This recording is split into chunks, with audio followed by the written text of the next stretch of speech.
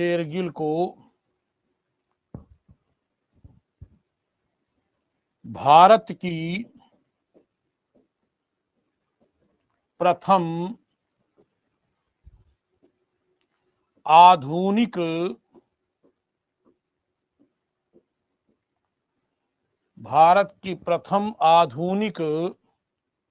महिला चित्रकार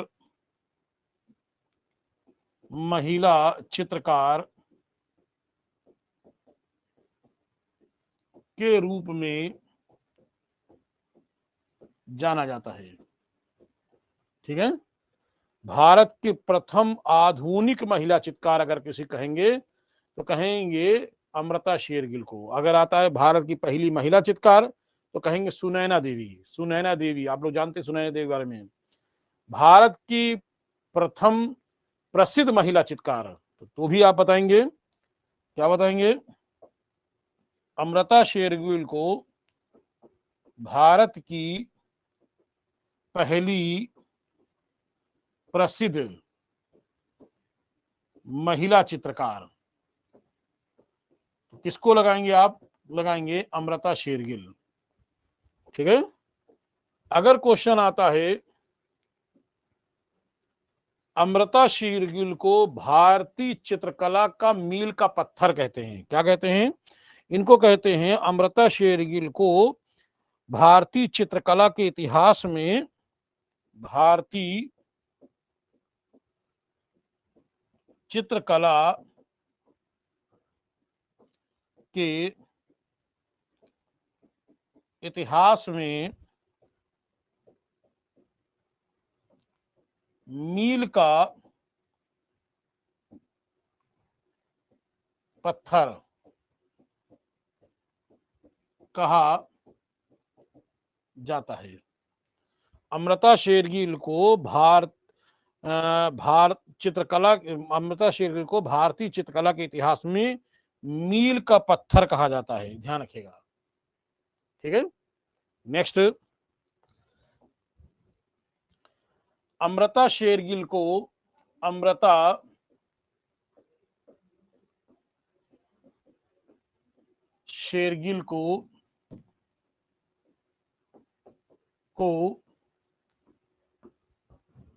भारतीय फ्रीडा कोहली, क्या बोलते हैं इनको? भारत की फ्रीडा कोहली कलाकार। शेरगिल को भारत की फ्रीडा कोहली कलाकार कहा जाता है। समझ रहे हैं? मील का पत्थर कहते हैं इनको, फ्रीडा कोहली कलाकार कहते हैं इनको, भारत की प्रथम आधुनिक महिला चित्रकार कहते हैं इनको, भारत की प्रथम प्रसिद्ध महिला चित्रकार के रूप में जाना जाता है। तो आइए अब इनके जन्म देखते हैं, इनका मृत्यु देखते हैं। क्या इनके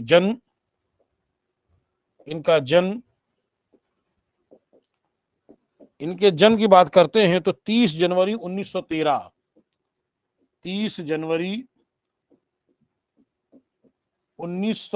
में बूडापेस्ट, कहाँ है बूडापेस्ट? हंगरी। तो आप लिख सकते हैं कि 29 जनवरी 1913 में बूडापेस्ट हंगरी में इनका जन्म हुआ था। और इनकी मृत्यु 5 दिसंबर 1941 5 दिसंबर 1941 लाहौर, जो वर्तमान में पाकिस्तान में है। ठीक है, तो कहाँ इनकी मृत्यु हुई थी? 5 दिसंबर 1941 लाहौर में इनकी मृत्यु हुई थी।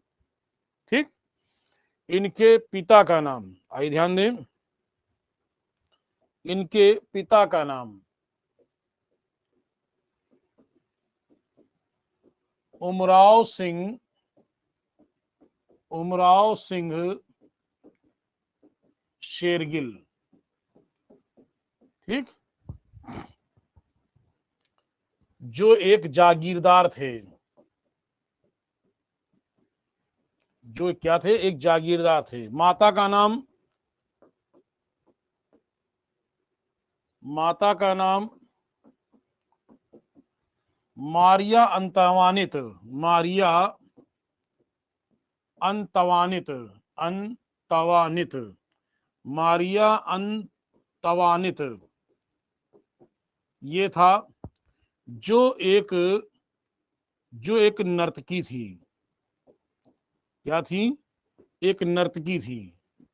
ठीक है, नृत्य करने भारत में आई थी और इन्हीं का उमराव सिंह शेरगिल से प्रेम हो गया, क्योंकि उमराव सिंह शेरगिल विभिन्न भाषा जानते थे। और उसके बाद ये भारत में रही। इन्होंने उमराव सिंह शेरगिल से विवाह किया और उसके बाद ये भारत से चली गई थी। वहीं जाकर के इन्होंने अपनी बच्ची को जन्म दिया था, जिसको हम कहते हैं अमृता शेरगिल। ठीक है, तो क्लियर हो गया। तो इनके माता का नाम था मारिया अंतवानित, याद रखिएगा माता का नाम। ठीक है, और इनकी बहन, एक छोटी बहन भी थी, उस बहन का नाम था इंदिरा शेरगिल, इंदिरा शेरगिल। ठीक है, ये तो ये इनका एक परिवार था। अब आप ध्यान सुनिए, ये एक महिला चित्रकार के साथ साथ एक लेखक भी थी। ठीक है, आइए ध्यान दें। अमृता शेरगिल, अमृता शेरगिल एक चित्रकार थी। इसके अलावा एक लेखक भी थी। ये पियानो वादक, पियानो पियानो पियानो वादक भी थी। ये बांसुरी वादक भी थी, बांसुरी भी बजाती थी। क्या थी? ये एक चित्रकार थी, लेखक थी, पियानो वादक थी, और बांसुरी नहीं, वायलिन वादक है, सॉरी, वायलिन, वायलिन जो बजाया जाता है, वायलिन वादक थी। ठीक है, बांसुरी नहीं है। बांसुरी जो है वो आपका डी पीरा चौधरी है। तो चित्रकार, एक लेखक, पियानो वादक, वायलिन वादक के रूप में जानी जाती हैं। ठीक है, तो अमृता शेरगिल ने एक चित्रकारी जो की है, इन्होंने दो तरह की चित्रकारी की है। एक भारतीय विषय पर, एक यूरोपीय विषय पे। ध्यान देना, अमृता शेरगिल ने जो जो चित्रकारी की है, एक तो इन्होंने चित्रकारी की है भारतीय विषय पे, भारतीय विषय पे, और दूसरा इन्होंने किया है यूरोपीय विषय पे। लेकिन दोनों ही में इन्होंने नग्नता को दिखाया है, दोनों में ही इन्होंने नग्नता को दिखाया है। ठीक है, चाहे भारत का विषय कुछ सुना हो, चाहे विदेशी विषय सुना हो, दोनों में इन्होंने, भारतीय चाहे कोई विषय हो, दोनों ने में इन्होंने नग्नता का दिखा, कि उनके ऊपर पूरी तरह के पाश्चात्य कला का प्रभाव था, पाश्चात्य कला का प्रभाव था। ये एक लेखक भी थी, इन्होंने कुछ पुस्तकें लिखी हैं। ये एक लेखक भी थी, मैंने बताया था। लेखक के रूप में इनकी पुस्तक है इंडिया आर्ट टुडे। ठीक है, इंडिया, पहली पुस्तक का नाम है इंडिया आर्ट टुडे, बिल्कुल सही है, इंडिया आर्ट टुडे। ठीक है, फिर दूसरी पुस्तक का नाम art and appropriation, art and appropriation. ठीक है, कौन है? Art and appropriation. फिर एक और पुस्तक है trend of art in India, trend trend art, क्या है? Trend of art, trend of art in India. ये इनकी 3 पुस्तकें, तो ये इन्होंने मुख्य रूप से 3 पुस्तकें भी लिखी थी। जो अमृता शेरगिल एक किस रूप में जानी जाती हैं, तो ये एक लेखक के रूप में भी जानी जाती है, और जब समय मिलता था तो पियानो बजाती थी, और समय मिलता था तो वायलिन भी बजाया करती थी। ठीक है, तो मैंने आपको बताया कि इनके जो पिता थे, पिता उमराव सिंह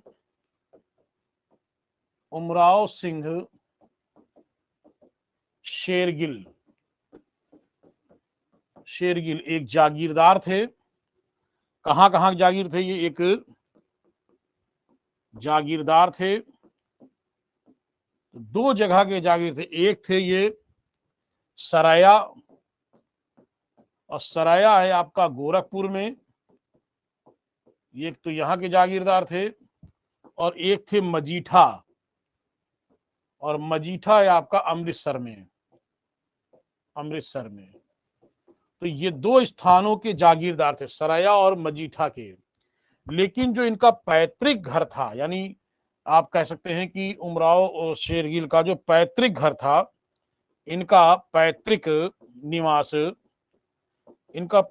निवास था समर हिल। क्या था? समर हिल। इनका पैतृक जो निवास था वो समर हिल, और समर हिल कहाँ है? शिमला में। यानी कि शिमला के रहने वाले थे, जागीरदार थे, विभिन्न भाषा जानते थे। और इसके बाद जो है इन्होंने मैंने बताया कि एक नर्तकी से, जो वोल्गा की एक नर्तकी थी, नृत्य करने भारत में आई थी, उस महिला का नाम था मारिया अंतवानित। उससे इनका प्रेम हुआ, और उसके बाद इन्होंने इससे विवाह किया। कुछ दिन बाद वो यहाँ रही, और वो यहाँ से हंगरी चली गई, और हंगरी में जाकर के उन्होंने एक बालिका को जन्म दिया। और वो मैंने बताया कि वो समय था 1913 में, हंगरी के बुडापेस्ट में। उस लड़की का नाम रखा था अमृता शेरगिल। ठीक है, वहीं बड़ी होने लगी। बचपन से उसके चित्रकारी करने का शौक था। जब वो 7 वर्ष की आयु की हुई, तो उसने अपनी माँ से भारत आने की इच्छा उसने की। तो आइए ध्यान दें, कितने वर्ष की आयु में आई थी, याद रखिएगा। अमृता शेरगिल की जो अमृता शेरगिल 1921 में लगभग 7 वर्ष की कुछ हो गई थी। 21 में अमृता शेरगिल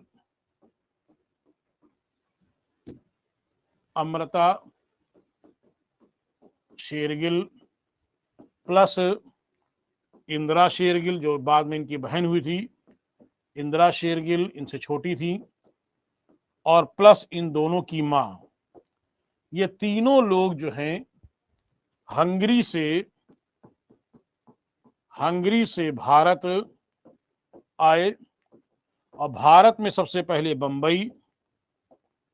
बंबई से दिल्ली, दिल्ली से शिमला मतलब समर हिल। ठीक, समर हिल आई, और अपने पिता से मिली, बहुत प्रसन्न खुश हुए।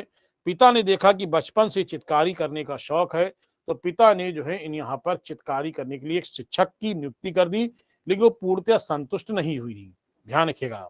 ठीक है, जब यहाँ पर आई तो संतुष्ट नहीं हुई, और 1924 में, ध्यान रखना, 1924 में ये इटली चली गई वहां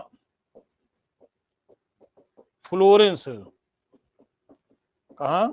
इटली के फ्लोरेंस, याद रखिएगा। इटली के फ्लोरेंस में इन्होंने school of art, Florence school of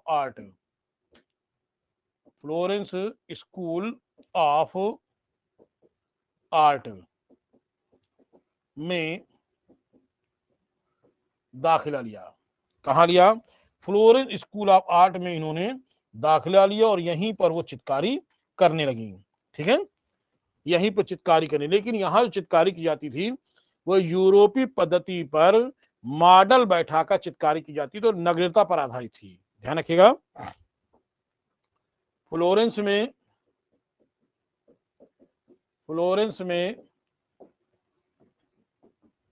यूरोपीय पद्धति पर यूरोपीय पद्धति पर चित्रकारी सिखाई जाती थी, जो जाती थी जो जो नग्नता पर आधारित थी। किस पे थी? नग्नता पर आधारित थी। पूर्णतया संतुष्ट नहीं थी। माना कि यहां सीख रही थी, लेकिन पूर्णतया संतुष्ट नहीं थी, और फिर ये 1924 के बाद कुछ समय तक वहां रही और फिर वापस भारत चली आई। ठीक, 1927 में वापस आई, और 1927 में ये पेरिस चली गई।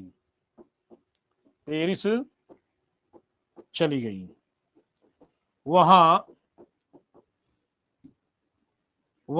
लूसिया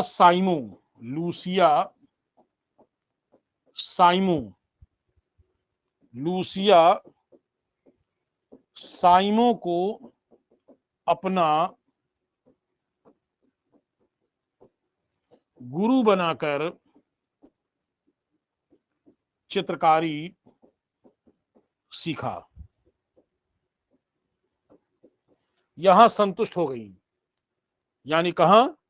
इटली से भारत आई वापस, फिर कुछ दिन रही, और फिर ये 1927 में ये पेरिस चली गई, और वहां लूसिया साइमो, याद रखिएगा क्या नाम है, याद रखिएगा,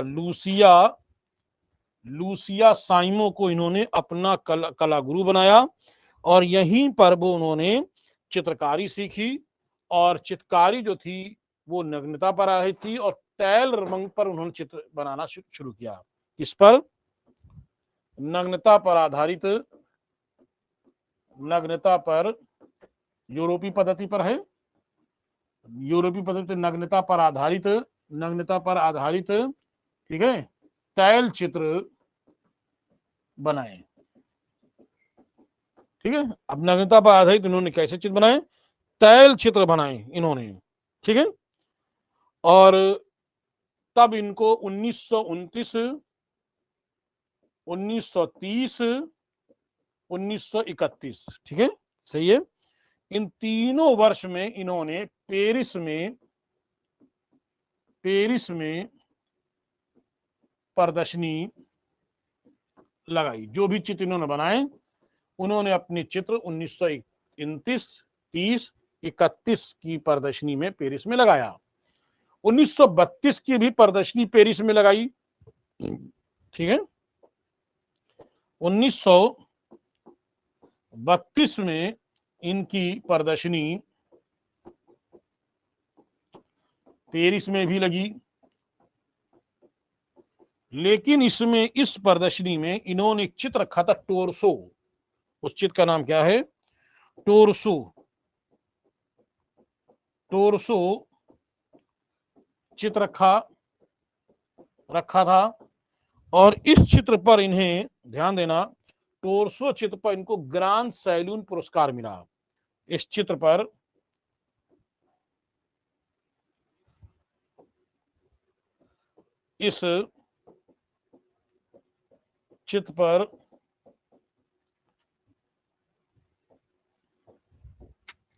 ग्रांड सैलून पुरस्कार मिला था।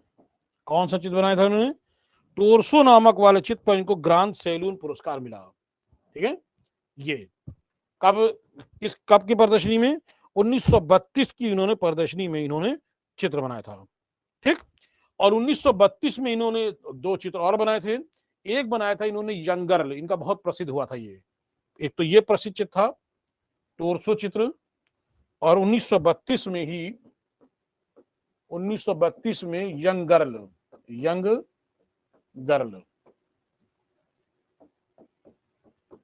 ये चित्र बनाया था। ठीक है, 1932 में यंग गर्ल चित्र बनाया, और एक चित्र और बनाया था, स्त्री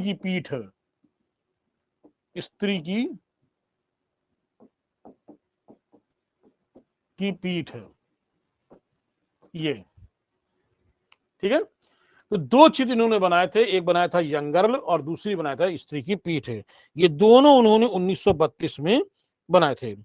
अब क्योंकि पुरस्कार मिल गया था तो ये भारत की पहली महिला अंतरराष्ट्रीय चित्रकार बन गई। ठीक है, आप लिख सकते हैं भारत की अमृता शेरगिल भारत की पहली महिला अंतरराष्ट्रीय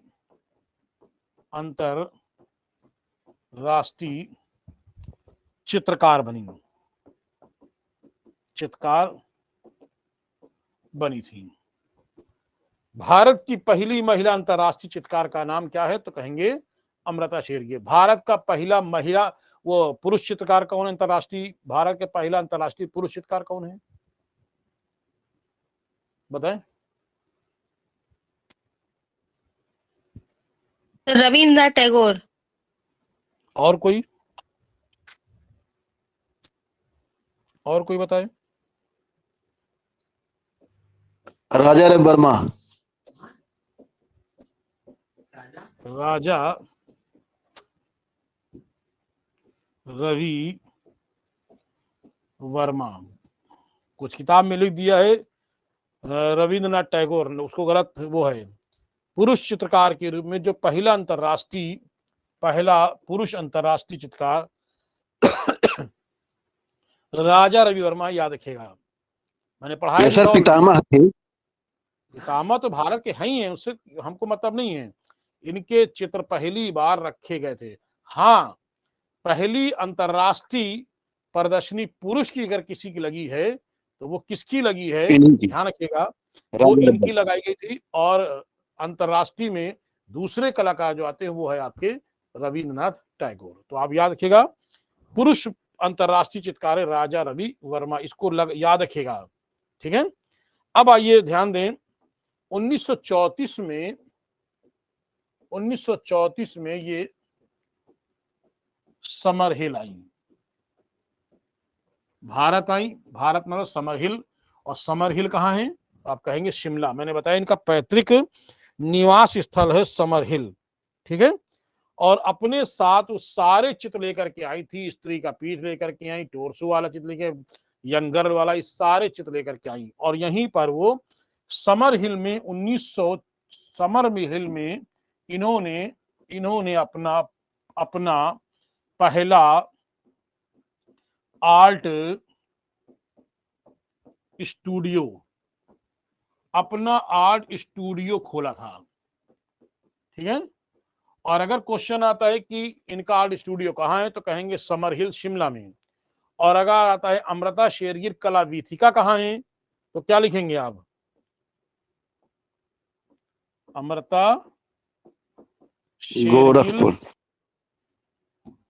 अमृता शेरगिल,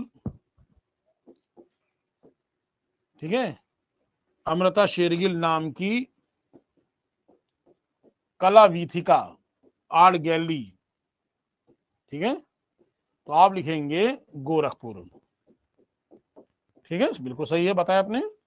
ये तो याद रखिएगा, इनकी कला वीथिका इनके नाम की कहाँ है तो हम कहेंगे इनकी कला वीथिका जो थी वो इस नाम से है। और अब ये कहेंगे इनके कहाँ है तो आप ये बताएंगे। समझ में आ गया?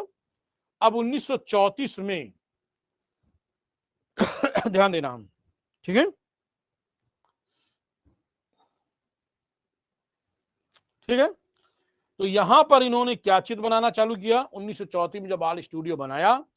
तो यहां पर आप चाहो तो लिख सकते हो, चाहो ना लिखो, लेकिन मैं बता दे रहा हूं 1934 में यहाँ पे अपने घर के नौकर नौकरानी और काम करने वाले लोग और आते जाते लोगों के जो चित्र बनाए वो टोटल नग्न बादल पर बनाए, मतलब नग्नता पर आधारित चित्र बनाए। और वो सारे चित्र, टोरसो वाला चित्र और स्त्री का पीठ चित्र, यंग गर्ल चित्र, ये सब चित्र 1935 में इन्होंने शिमला के 1935 में कौन सी है शिमला की क्या नाम है fine art society, fine art society, fine art society Shimla को अपने चित्र प्रदर्शनी के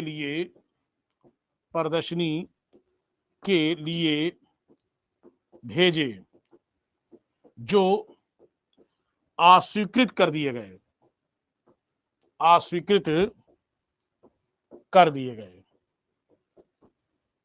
समझ रहे? मतलब इन्होंने जो चित्र भेजे वो अस्वीकृत कर दिए गए। इनको बड़ा अफसोस हुआ, वो भी चित्र अस्वीकृत कर दिया गया जिस पर इनको ग्रांड सैल्यून पुरस्कार मिला था। क्या नाम था उस चित्र का नाम, जिस पर इनको ग्रांड सैल्यून पुरस्कार मिला? टोरसो वाला चित्र इनका भी जो है वो अस्वीकृत कर दिया, जबकि वो पेरिस में स्वीकृत हुआ था, वो पास किया गया था। इनको बड़ा अफसोस हुआ और उसके बाद इन्होंने जो चित्र हैं यूरोपीय पद्धति पर चित्र इन्होंने बनाना बंद कर दिया। अब यूरोपीय विषय पर चित्र बनाना बंद कर दिया। अब इन्होंने भारतीय विषय चुना और भारतीय विषय चुना, उसमें भी इन्होंने नग्नता दिखाई और भारतीय विषय में इन्होंने चुना गरीबी को। ठीक है, अमृता शेरगिल ने भारतीय विषय कौन सी, गरीबी को चुना।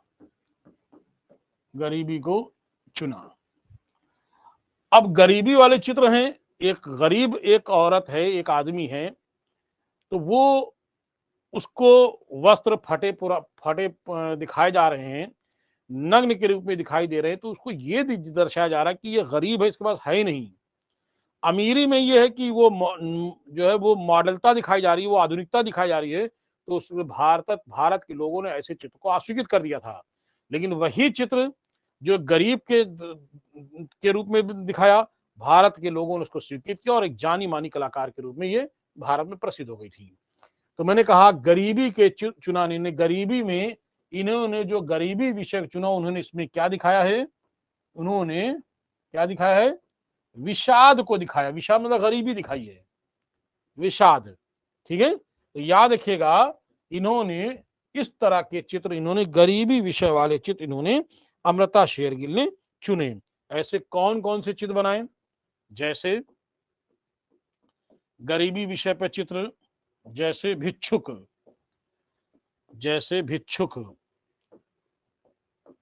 ठीक है, जैसे भिक्षुक, जैसे बाल वधू,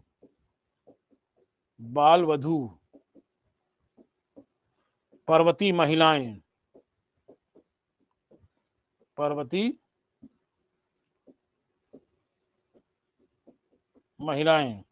जैसे तीन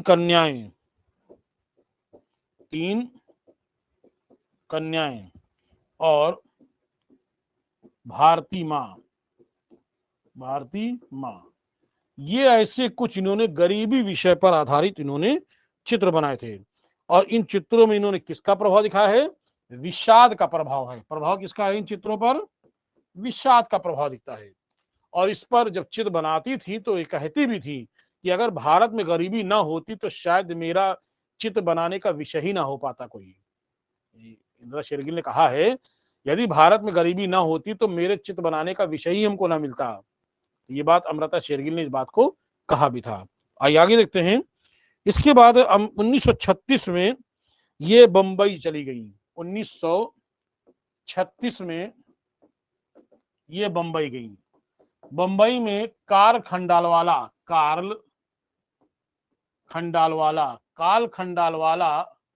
के संग्रहालय को देखा। ध्यान रखिएगा, 1936 में ये बंबई के कार्ल खंडालवाला में संग्रहालय को देखा। फिर उसके बाद बंबई में ही प्रिंस ऑफ वेल्स संग्रहालय गई। प्रिंस ऑफ वेल्स संग्रहालय देखने गई। ठीक है, देखने गई प्रिंस ऑफ वेल्स संग्रहालय। प्रिंस ऑफ वेल्स संग्रहालय में वहां उन्होंने राजस्थानी और बसौली शैली के इन्होंने कुछ चित्र देखे। क्या देखा है वहां पे, इन्होंने वहां पे क्या देखा, राजस्थानी और बसौली की शैली के चित्रों को देखा। यहाँ पे राजस्थानी शैली और बसौली शैली बसोली शैली किसमें आती है कि पहाड़ी शैली है।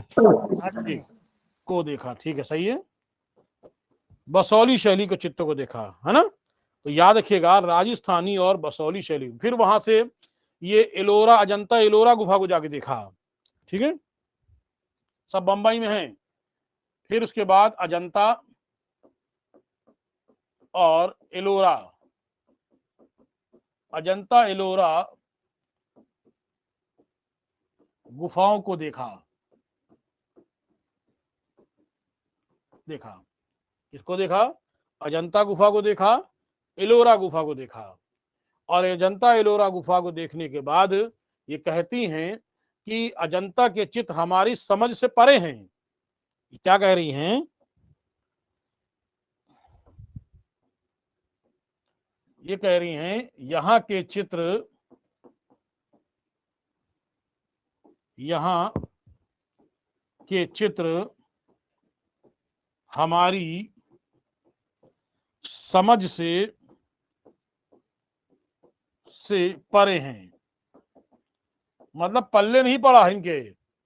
फिर भी ये अजंता के चित्रों से प्रभावित थी। फिर भी क्वेश्चन आया है, फिर भी ये अजंता के चित्रों से प्रभावित थी। ठीक है, आप नोट कर लेंगे। फिर भी ये यहाँ के अजंता के चित्रों से प्रभावित थी, याद रखिएगा। 1936 की सारी घटनाएं हैं ये। 1936 में इन्होंने अपनी चित्रों की प्रदर्शनी इलाहाबाद, हैदराबाद और दिल्ली में लगाई, ठीक है। 1936 में इनकी प्रदर्शनी 3 जगह लगी। एक लगी इलाहाबाद में, एक लगी दिल्ली में, एक लगी हैदराबाद।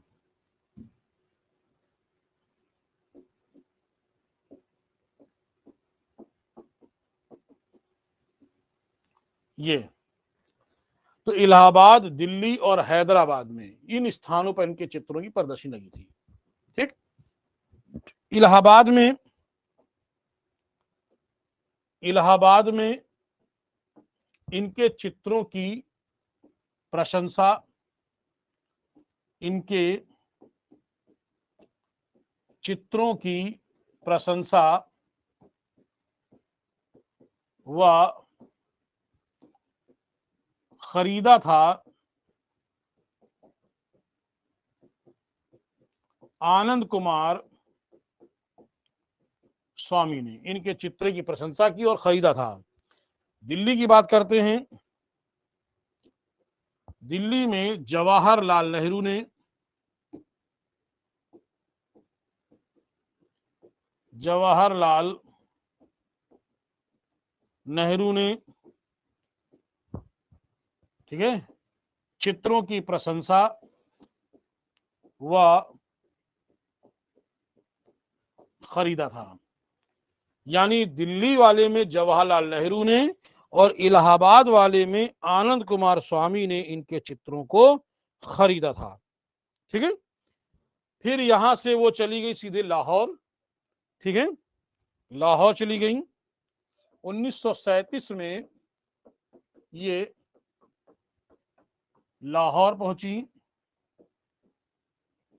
यहां इन्होंने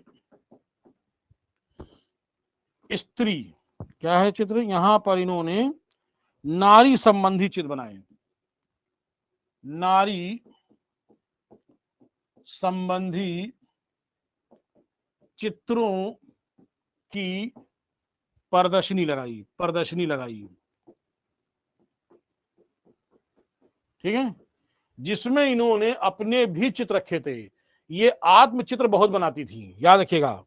ये क्या है, अमृता शेरगिल जो थी, अमृता शेरगिल, याद रखिएगा, अमृता शेरगिल आत्म, याद रखिएगा क्या है, अमृता शेरगिल आत्मचित्र अधिक बनाए हैं। यानी ये सर्वाधिक जो है ये आप चित्र बनाती थी, और उन प्रदर्शनी में जो नारी वाली प्रदर्शनी जो पेश कर रहे हैं, लाहौर में लगाई गई थी 1937 में, वहां इन चित्रों की प्रदर्शनी में उन्होंने अपने चित्रों को भी रखा था। ये घटना 1937 की है। ठीक है। उसके बाद 1938 में फिर ये दिल्ली आई वापस। 1938 में दिल्ली में प्रदर्शनी लगाई, तब इन्हें पहली बार भारत में इन्हें पुरस्कार मिला। ठीक है। और इसी पुरस्कार के बाद वो सीधे फिर वो चली गई कहां, वापस हंगरी चली गई। 1938 में ही, ध्यान देना, हंगरी चली गई, हंगरी चली गई, वहां अपने अपने ममेरे भाई विक्टर हगान या एगान, कहीं पर एगान लिखते हैं, हेगान ये नाम है, विक्टर हगान से, जो एक सैनिक था, जो क्या था, एक सैनिक था, विक्टर हगान से इन्होंने विवाह किया।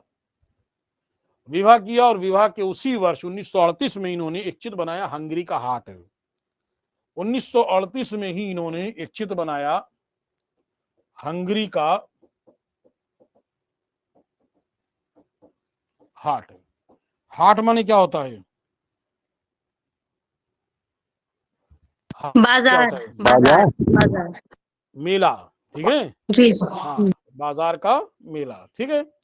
तो हंगरी का हाट नामक इन्होंने 1938 में ये चित्र बनाया था उन्होंने, और उसके बाद ये 1938 के बाद ये सीधे भारत की ओर फिर एक बार, 38 का बल्कि 39 तक रही, 40 के बाद वो फिर निकल करके 1941 में सबसे पहले वो सीधे हंगरी से श्रीलंका पहुंची। ठीक है। 1941 में 1941 में ये श्रीलंका पहुंची, वहीं से। ठीक है।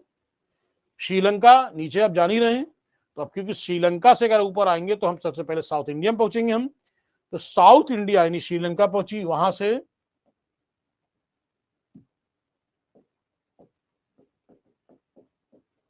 से ध्यान रखिएगा। ठीक है। वहां से मदुराई पहुंची, यानी तमिलनाडु पहुंची, और पहुंची यहां के महाबलीपुरम के मंदिरों को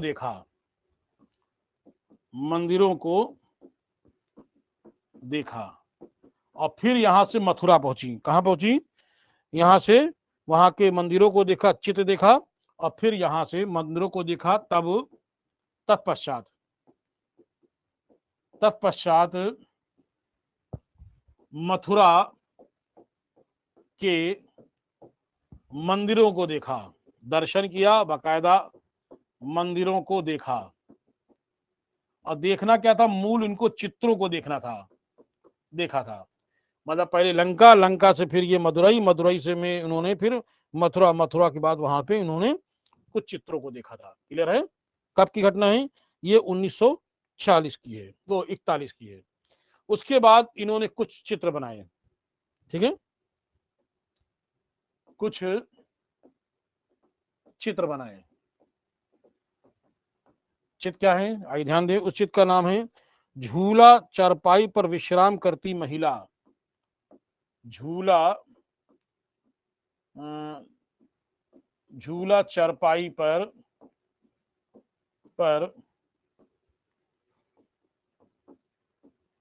विश्राम करती महिला, एक ये चित्र बनाया। दूसरा चित्र इनका कौन सा है? कहानी कहने वाला।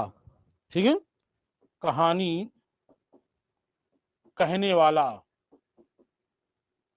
वाला। एक और चित्र बनाया इन्होंने, नंबर 3 वधू। कौन सा है? वधू। ये चित्र इन्होंने कुछ बनाए जो 1941 के बाद, और फिर वो वहां से वो पूरी तरह से वो चली गई मथुरा से लाहौर। ठीक है, अंतिम रूप से वो लाहौर में रहने लगी। ठीक है, याद रखिएगा, अंतिम रूप से वो लाहौर में रहने लगी थी। अंतिम रूप से वे लाहौर में रहने लगी। यहीं यहीं इनकी अंतिम यहीं इनकी अंतिम प्रदर्शनी लगी थी। कहाँ लगी थी इनकी अंतिम प्रदर्शनी? इनकी अंतिम प्रदर्शनी जो थी वो लाहौर में इनकी प्रदर्शनी लगाई गई थी। ठीक है, और उसके बाद वो आकाशवाणी केंद्र, कहाँ से? लाहौर के जीवन के अंत में, जीवन के अंत में लाहौर के आकाशवाणी केंद्र से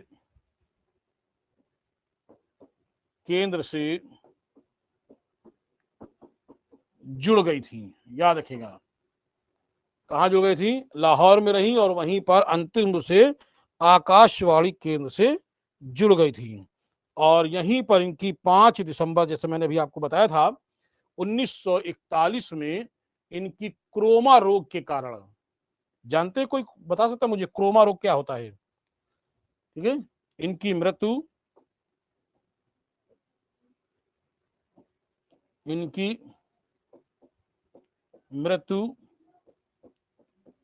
क्रोमा रोग के कारण हुई थी। मुझे नहीं मालूम, कोई बताए क्रोमा रोग क्या होता है? किताब में मिला है क्रोमा रोग, अगर आपको जानकारी तो बताइएगा क्रोमा रोग क्या होता है। तो क्रोमा रोग के कारण इनकी मृत्यु हो गई थी। इन्होंने कहा था कि मैं लाल रंग को पूजती हूं। ठीक है, यानी इनको सबसे अधिक पसंद, अमृता शेरगिल को सबसे अधिक, आप लिखिएगा पूरी बात, अमृता शेरगिल को सबसे अधिक लाल रंग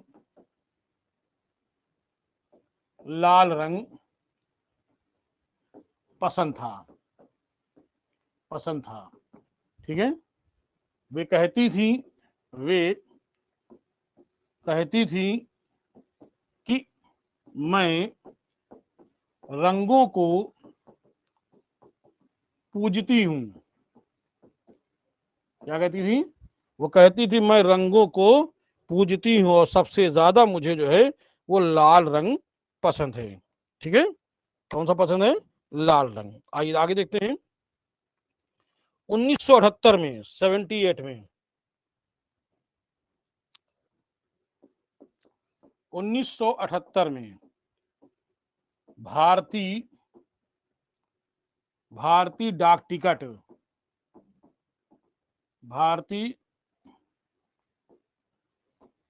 डाक टिकट पर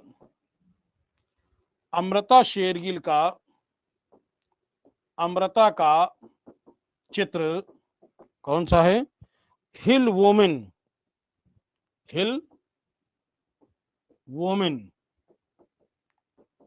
ठीक है, हिंदी में क्या बोलेंगे हिल वोमेन को?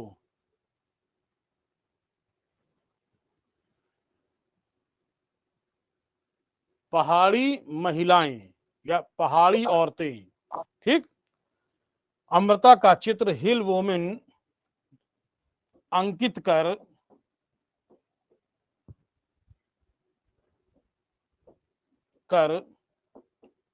जारी किया गया था। ठीक, क्लियर हो गया? 1970 में भारतीय डाक टिकट पर कौन सा? हिल वोमेन, ये वाला हिल वोमेन चित्र जो है वो भारतीय डाक टिकट पर जारी किया गया था। ये घटना कब की है? 1978, 78। 2006 में नई दिल्ली में 2006 में नई दिल्ली में चित्रों की नीलामी हुई। क्या है? नई दिल्ली में चित्रों की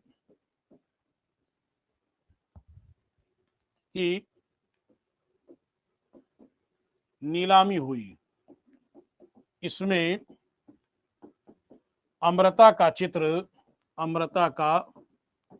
चित्र जिसका नाम है विलेज सीन यानी गांव का दृश्य सीन 6.9 कितना है? 6.9 करोड़ में बिका था। 6.9 करोड़ में बिका। ठीक, ये हो गया। आइए आगे देखते हैं। 2013 में, ठीक है, 2013 में, ठीक है, आप मुझे ये बताओ कि 1913 में क्या घटना हुई थी, ये बताओ। अमृता शेरगिल संबंधी 1913 में क्या है? अंतरराष्ट्रीय वर्ष घोषित किया गया 2013 में, उनकी अरे 100 साल पूरे हुए। मैं पूछ रहा हूँ 1913 में क्या हुआ था?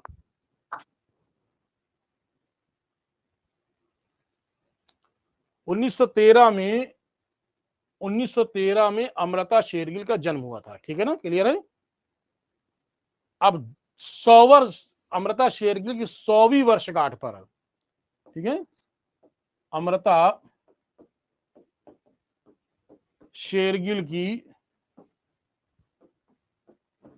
100वीं वर्षगांठ पर, ठीक है, 2013 में अमृता शेरगिल की 100वीं वर्षगांठ पर, ठीक है, इस वर्ष को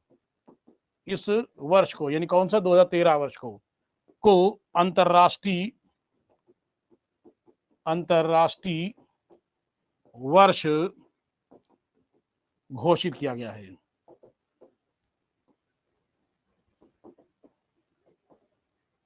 ये आप नोट कर लेंगे। अमृता शेरगिल को जो है 2013 को घोषित किया गया है। अब आइए देखते हैं 2018 में क्या हुआ है। 2018 में, ठीक है, मुंबई की सोदबी की नीलामी में, मुंबई की सोदबी की नीलामी में, ठीक है, नीलामी में इनका चित्र है कौन सा? The little girl in blue, the little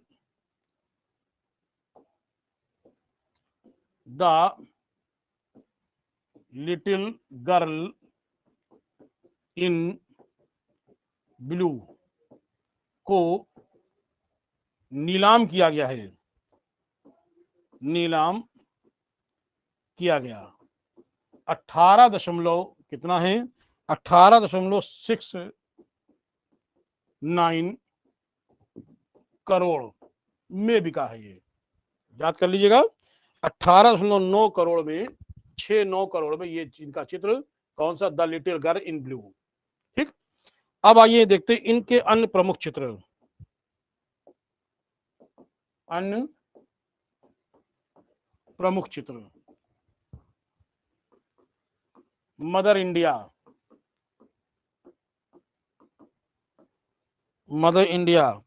भूख की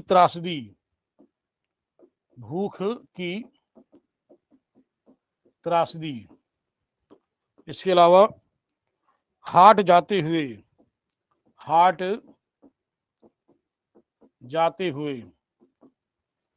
अछूत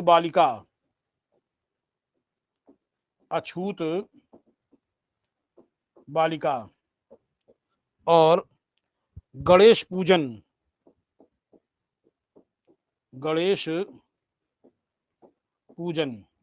ठीक है, गणेश पूजन। उसके बाद the portrait of my father, the portrait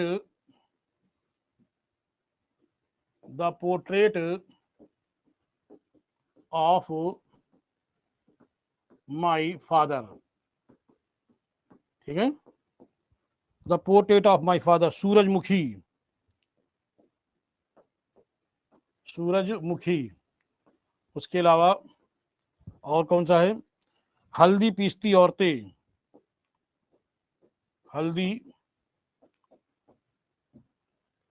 पीसती औरतें, और हाथी स्नान,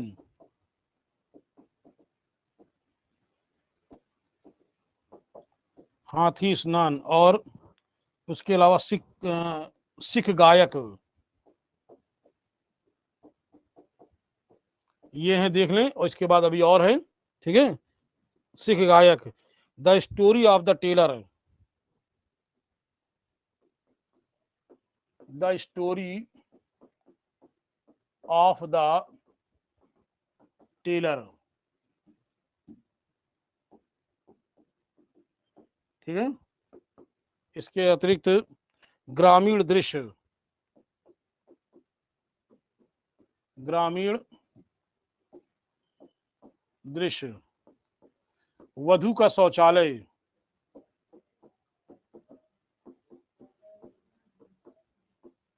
वधु का शौचालय। और है आपका हंगेरियन जिप्सी गर्ल, बस जिप्सी गर्ल लिख लें, जिप्सी गर्ल, ठीक है, जिप्सी गर्ल।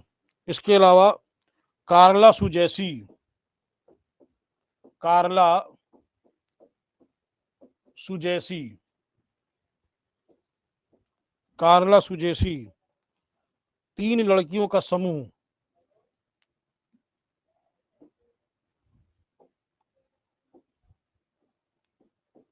3 लड़कियों का समूह, जिनको हम कहते हैं 3 कन्याएं, जिनको हम कहते हैं 3 कन्याएं, 3 लड़कियों का समूह कह लें या 3 कन्याएं कह लें, ठीक है। क्या बोलेंगे? 3 कन्याएं, ठीक है। 3 लड़कियों का समूह या 3 कन्या, ये आपका जल रंग में है, ये चित्र काहे में है? जल रंग में है, ठीक है। फिर इसी तरीके से एक और चित्र है, उस चित्र का नाम है 3 बहनें, 3 बहनें या युवा कन्याएं, युवा कन्याएं, ये तैल रंग में है, थोड़ा समझिएगा। 3 बहनें या युवा कन्याएं तैल रंग में है, मैंने बताया, ठीक है। और इसी तरीके से केवल 3 कन्याएं किसमें हैं? तो कहेंगे जल रंग में है। तो ये मैंने आज आपको जो है बताया कौन कौन से हैं। ये आपका सूरजमुखी बताया, नहीं बताया हमने?